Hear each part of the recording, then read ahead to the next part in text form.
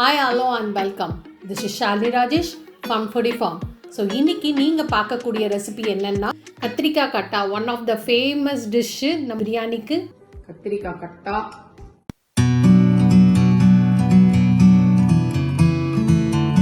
So இப்போ ஒரு pan எடுத்துகிட்டு அதில் 2 டேபிள் ஸ்பூன் நடக்கல்ல தோல் உரிச்சது ஆட் பண்ணிக்கலாம்.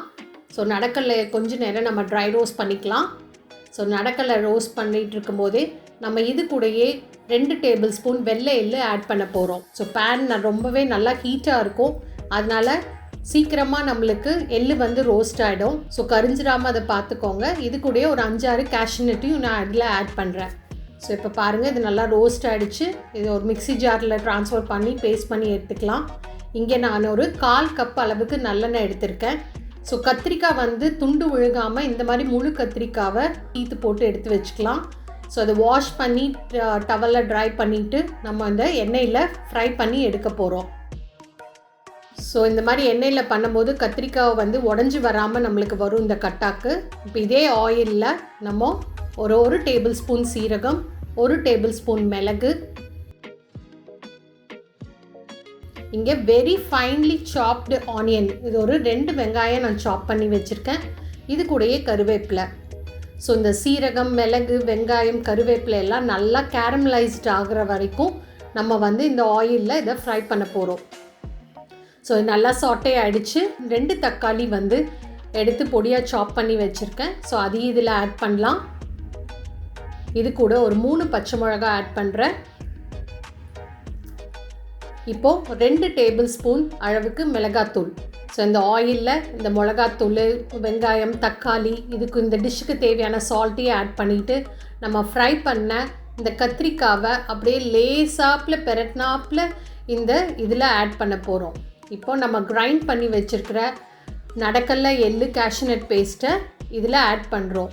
கொஞ்சமாக அந்த மிக்ஸி ஜாரில் தண்ணி விட்டு எடுத்து அதே தண்ணியை நம்ம இதில் ஆட் பண்ண போட்டு சாட்டே பண்ணோம். ஸோ ஒரு ஃபியூ மினிட்ஸ் சாட்டே பண்ணலாம். நம்ம இப்போ அதை ராஸ்மெல் போகிற வரைக்கும் சாட்டே பண்ணலாம். ஸோ கத்திரிக்காய் வந்து நீங்கள் உடைஞ்சிடாமல் இருக்கணும்னா இந்த மாதிரி பீசஸ் போட்டால் மட்டும்தான் அது உடையாது. இப்போ ஒரு 1/4 டம்ளர் அளவுக்கு தண்ணி சேர்த்து மூடி போட்டு ஃபுல் அண்ட் ஃபுல் சிம்மில் வச்சு ஒரு 20 மினிட்ஸ் கத்திரிக்காய் கட்டா ரெடி ஆகிடும். லாஸ்ட்டாக இதில் 1 ஸ்பூன் அளவுக்கு வினிகர். இந்த டிஷ் பார்த்திங்கன்னா இப்போ சண்டே பிரியாணி பண்ணுறீங்கன்னா நம்ம வந்து சாட்டர்டே நைட்டே இந்த கத்திரிக்காய் கட்டாவை நம்ம பண்ணிடணும். அந்த வினிகரை இதில் ஆட் பண்ணிவிட்டு க்ளோஸ் பண்ணி அப்படியே வச்சிட்டோன்னா நாளைக்கு ஆஃப்டர்நூன் வந்து லஞ்சுக்கு அந்த கிரேவி பார்த்திங்கன்னா கத்திரிக்காய் கட்டா செம்ம ஃபார்மில் சூப்பராக திக்காக ரெடி ஆகிடும். ஸோ பிரியாணிக்கு ஆப்டான ஒரு சைட் டிஷ் கத்திரிக்காய் கட்டா.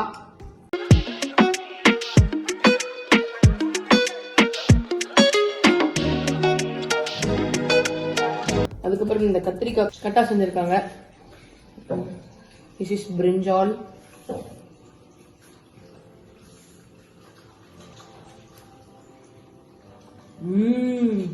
ஸ்டார் பிரியாணி சாப்பிட்ட மாதிரியே இருக்கு. இது கட்டா சென்னை ஸ்டைலில் இருக்கு. லைட்டா சென்னை ஸ்டைலில் இருக்கு, ஏன்னா எங்கன்னு தெரியல. சூப்பரா இருக்கு. இந்த வீடியோ உங்களுக்கு பிடிச்சிச்சுன்னா மறக்காம எங்க ஃபுட்டி ஃபார்முக்கு லைக் பண்ணிட்டு உங்க ஃப்ரெண்ட்ஸோட ஷேர் பண்ணி விடுங்க. See you guys. Bye.